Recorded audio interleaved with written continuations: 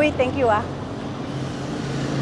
Isang panukalang batas ang inihain sa mababang kapulungan kaugnay sa pagbabawal sa mga LGU o lokal na pamahalaan na magtalaga ng mga parking spaces at mga terminal ng pampublikong sasakyan sa kani-kanilang mga pampublikong kalsada. Inihain ng representative ng Surigao del Norte na si Bernadette Barbers ang House Bill 933 kung saan nakasaad na bawal ang paggamit ng mga pampublikong kalsada para gawing paradahan, negosyo o terminal o lagyan ng kahit anong nakakaabala sa daloy ng trapiko.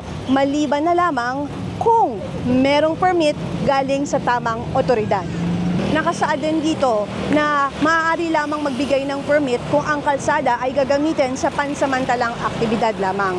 Ayon kay Barbers, lumalala na ang pagsikip ng mga kalsada dahil sa ilan na ginagamit ito para sa pansariling kaginhawaan.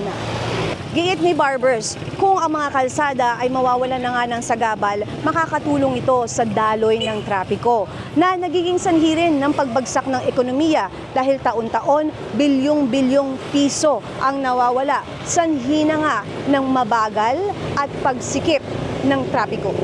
Ito ay isang national issue at kahit dito sa lungsod ng Pasig, ito ay patuloy na challenge at suliranin. Iba't iba na nga ang estratehiyang ginawa ng lokal na pamahalaan. May clearing operation pa ng MMDA. Pero ano nga ba ang ating gagawin upang malinis ang mga nakasagabal sa mga pangunahing kalsada sa lungsod? Alamin ang iba pang balita dito sa iNews Pasig. Ako si Luan Peñano para sa latest ng iNews Pasig. Kuya, tara na.